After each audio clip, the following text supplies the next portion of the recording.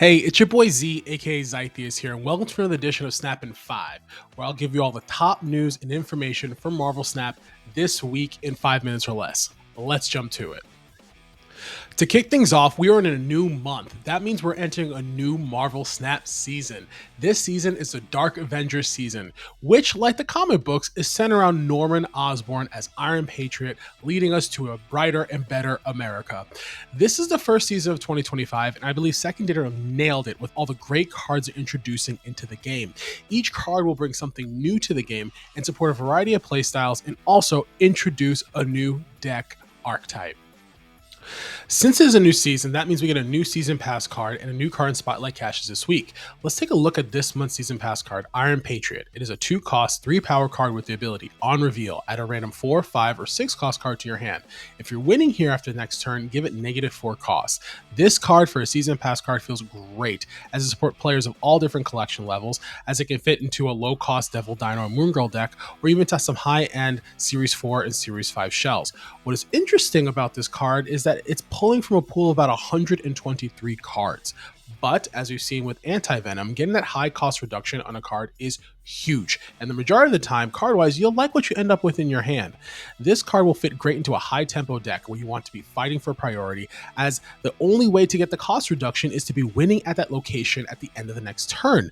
Cards that would go well with this would be Hydra Bob, Martyr, to really compete for priority in a lane on turn 1, and then after dropping Iron Patriot on 2, on 3 follow with a Negasonic or a Juggernaut to lock in that lane.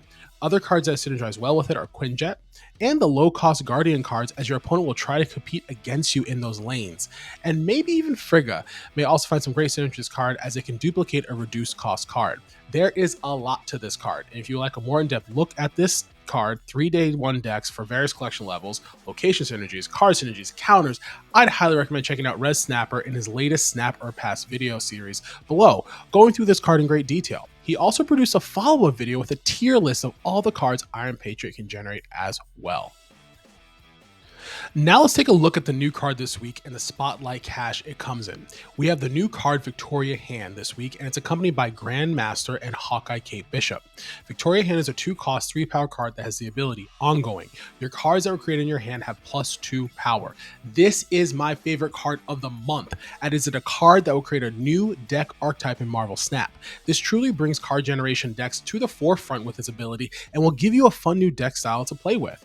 This card only affects cards that are generated in your hand, so the ability won't benefit Thanos or Loki or Arishem. And also this ability is great because it is ongoing, meaning you can drop this card out late and still get the benefit of this card and buff your generated cards, making it hard for your opponent to calculate your power and give you some snap equity.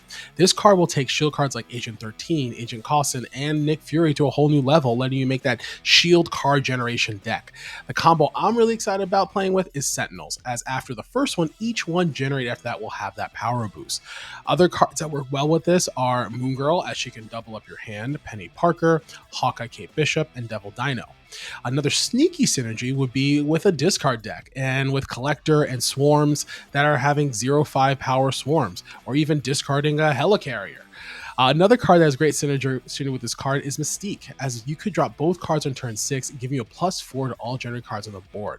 I would put her as the best card of the month, as I love cards that create new deck archetypes for us to play with.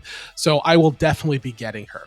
I would recommend using tokens this week if you have the other 2 cards in the cache, as we're only 1 week away from the Spotlight Caches getting a buff and an extra 1,000 tokens added to the random slot. As with any new card, I always recommend waiting to see how this card does this week before going for it. Now, cache-wise, I think this is the best of the month. This cache includes Grandmaster and Hawkeye Kate Bishop. Grandmasters is a Series 4 card, which I don't like in Spotlights, but it's a card that is in a number of decks that are meta relevant, so it's a good card to add to your collection. Now, I think the prize jewel of this cache is Hawkeye Kate Bishop, as she was one of the stronger season pass cards of last year and synergizes extremely well with Victoria Hand with the 1-cost card she generates. Kate Bishop was also part of a Young Avenger deck that I built that month, and it was my first time hitting Infinite with, so she'll always have a special place in my heart. So if you don't own Kate Bishop this week, it is a no-brainer. Go ahead and spend those keys. I would recommend to plan out your month accordingly, especially with so many new and hyped up cards. With that in mind, if you would like a more in-depth look into each new card and the spotlight caches for this month, decks for all the new cards, and start to plan out, I'd recommend my man Pulse Glazer on the Snap Judgements channel and his video below, as he has a thorough breakdown of this month's caches and cards. Now to wrap this episode up, let's take a look at the top 5 decks in the meta this week. This week's decks are wildly different than last week, with a surprise at number 3. At number 1, we have a Toxic Ajax list. At number 2, we have a Team Up Surfer list. This is actually one of Alex Kosh's personal decks that he created and has been the best performing Surfer deck recently.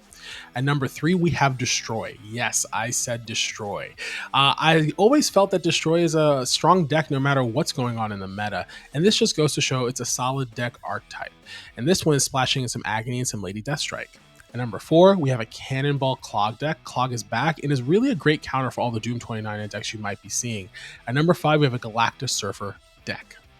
If you want a more in-depth breakdown of these decks and to see what 6 through 10 are, I would check out Alex Kosh's weekly breakdown below of the top 10 decks in Marvel Snap.